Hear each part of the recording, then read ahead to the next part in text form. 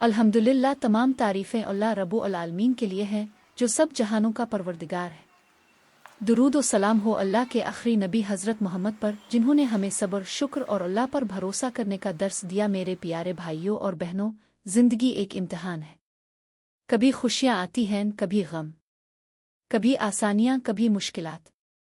लेकिन असल ईमान का इम्तिहान इसी वक्त होता है जब बंदा मुश्किलों में गिर जाए। वो वक्त जब इंसान को लगता है कि सब दरवाजे बंद हो गए हैं, हर तरफ अंधेरा है और कोई सहारा बाकी नहीं रहा। ऐसे वक्त में याद रखें कि एक दरवाज़ा हमेशा खुला रहता है, और वो है अल्लाह का दरवाज़ा। अल्लाह ताला कुरान में फरमाता है, यानी जो अल्लाह पर भरोसा करे अल्लाह इसके लिए काफ़ी है। सूरतुल तलाक 3। ये आयत हमें यकीन दिलाती है कि चाहे हालात कैसे भी हों, अगर हम अल्लाह पर भरोसा करें तो अल्लाह ही हमारे लिए काफ़ी है। मेरे दोस्तों, मुश्किल वक्त इंसान को तोड़ने नहीं आता बल्कि मजबूत बनाने आता है। लेकिन शर्त यह है कि हम अल्लाह पर यकीन रखें। कुरान की एक और आयत है, यानी बेशक हर मुश्किल के साथ आसानी है। हम हर मुश्किल के साथ आसानी है। सूरतुल शरा 5-6।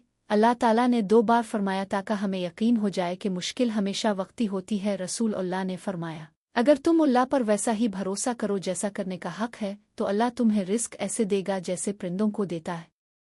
वो सुबह भूखे निकलते हैं और शाम को पेट भर कर वापस आते हैं। तिर्मिज़ी। ये कितनी खूबसूरत मिसाल है।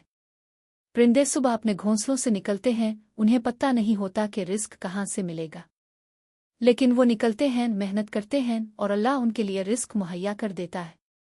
हमें भी ऐसा ही ईमान रखना चाहिए। आएं अब हम अंबिया किराम की जिंदगियों से कुछ मिसालें लेते हैं। हज़रत अय्यूब अलैहिस्सलाम को देख लीजिए।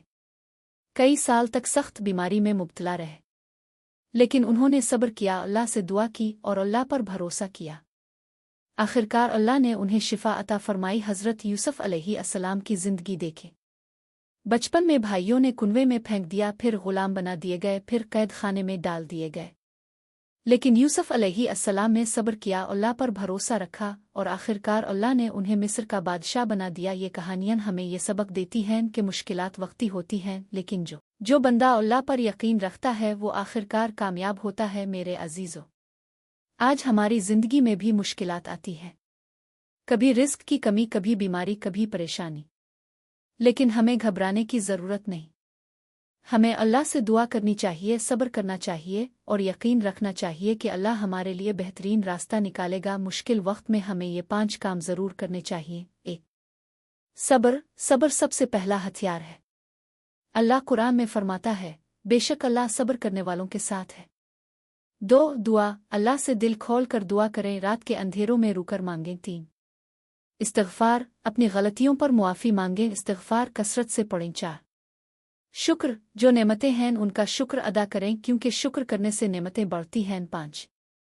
कुरान की तिलावत। कुरान पढ़ने और सुनने से दिल को सुकून मिलता है। याद रखें, मुश्किलात ख़त्म हो जाती हैं, लेकिन अल्लाह पर भरोसा करने वाला कभी नाकाम नहीं होता। मैं आपको एक वाक़या सुनाता हूँ। एक शख्स बहुत तंगदस्त था, नौकरी नहीं थी, रिज़्क़ की कमी थी।